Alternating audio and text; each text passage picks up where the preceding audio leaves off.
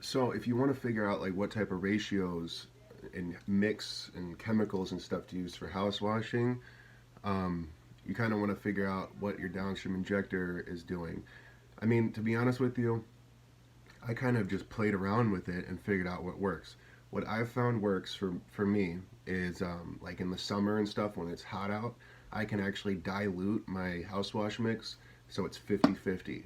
And what I mean by that is for every gallon of bleach I use, the 12.5%, for every gallon of bleach I use, I add a gallon of water. So if I'm mixing stuff up in a 5 gallon bucket, I fill up half of it with bleach and the other half with water. Okay? And then I add my surfactant, whatever the surfactant calls for. There's usually directions on it. Like an ounce of soap per gallon of complete mix. So if you mix a 5 gallon bucket, you would add 5 ounces of your surfactant.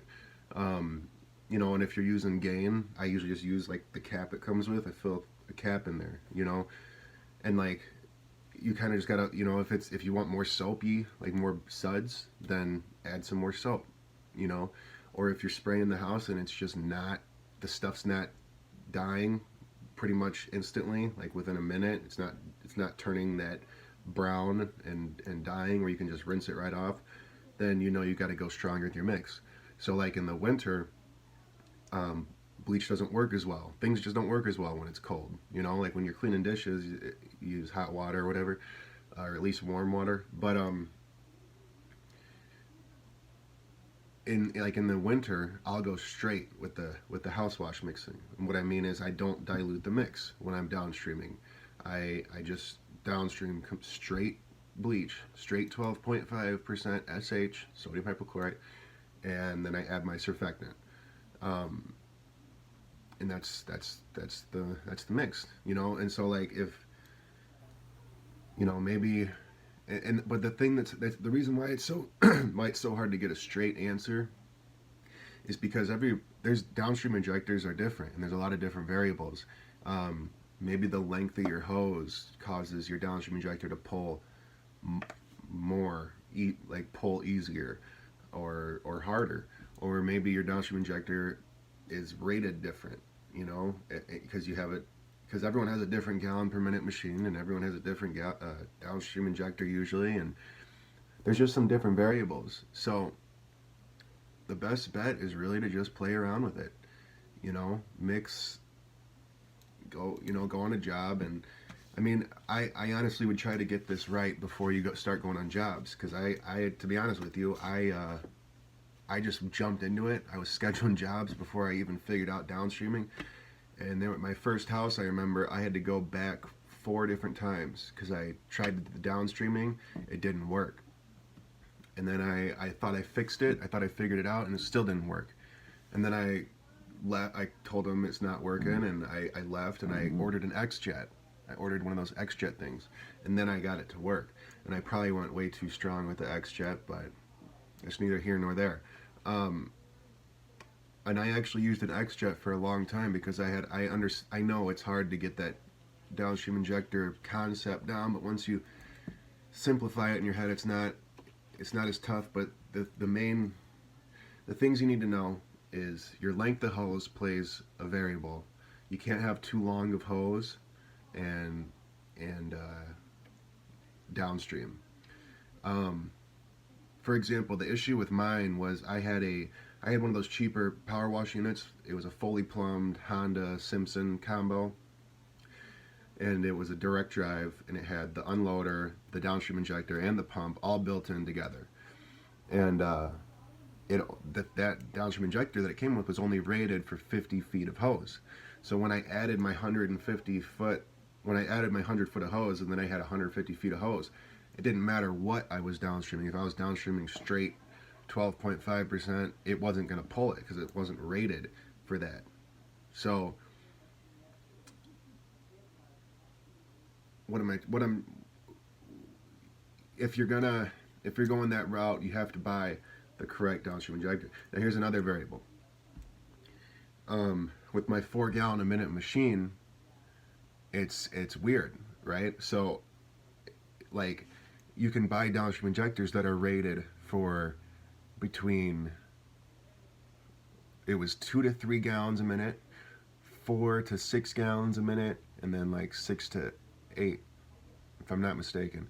Regardless, what I'm trying to say is if I when I chose my downstream injector, I picked the 4 to 6 gallon per minute injector, and it still didn't work. And I was like, why didn't it work? So I called them up, and they told me I actually needed the lower option for whatever reason because of how much, I think it was because of how much hose I had actually. So I had 150 foot of hose. I actually had to pick the 2 to 3 gallon per minute downstream injector, and that was the only way it was going to work. So once I got that in, then I was able to downstream correct.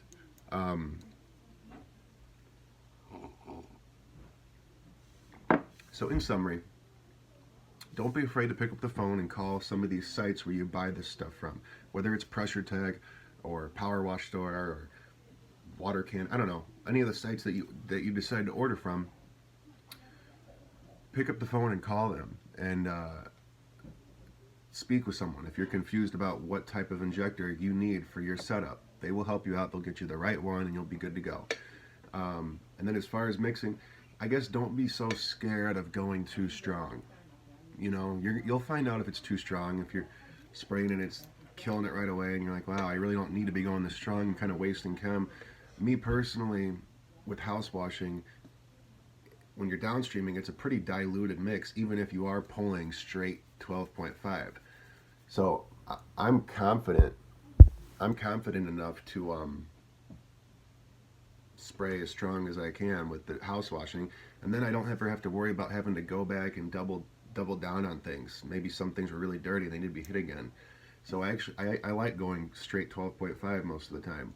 I've never killed plants with house washing. I mean, it's not rocket science. You spray the house and, you know, spray the plants with fresh water, and if you feel like you haven't sprayed in that area in a while, then turn, you know, or put your rinse tip on, so then you're just spraying straight water and hit the plants again. Just keep things wet as you can. I mean, sometimes things dry a little bit, it's still fine. House wash mix is relatively weak. When you start getting into roof cleaning and you need to use a 12-volt pump and you're actually pulling this mix like straight, it's not diluted through the downstream injector and the power wash water, that's when you really have to be cautious with the plants and stuff. You know, keeping things wet, having a dedicated guy just to keep things wet, and taping off gutters and stuff like that. So, but as far as house washing, you're relatively safe. I mean, with that being said, you still want to be cautious of make sure no windows are open or doors are open, or you know, open sockets, open electric sockets. Just be cautious of stuff like that.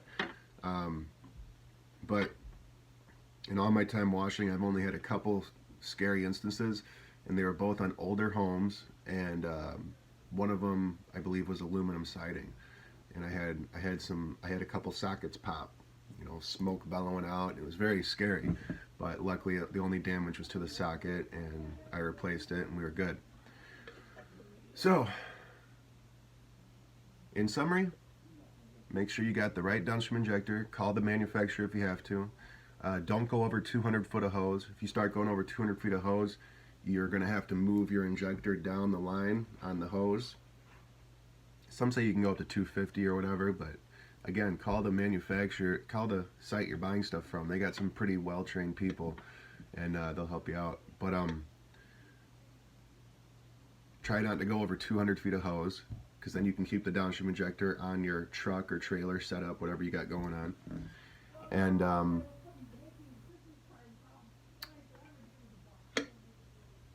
yeah, just play around with the mix, really. Like I was saying, when it's hotter out, we don't have to pull straight 12.5, but on dirtier homes we usually do, because we don't want to have to double back. But when it's cold out, we pull straight 12.5 with our surfactant. Hope that helps, and we'll see you later. Go ahead and go like the Facebook page, facebook.com/teamwashlife. And for all your marketing material, you guys, I mean, keep in mind this marketing website is pretty sick. It's different than Vistaprint and stuff, because you're not having to work with a template and just like replace little things. Like, you're going to actually tell a designer what you want done, what things you want on your pamphlet, and he's going to seamlessly put everything together. Now, I mean, we got some things that we go off of, like we go off of this and we keep the design really similar.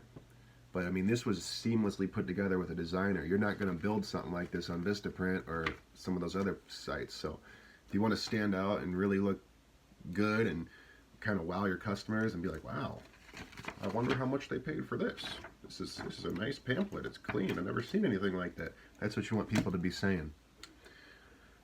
All right, y'all. Wash on, man.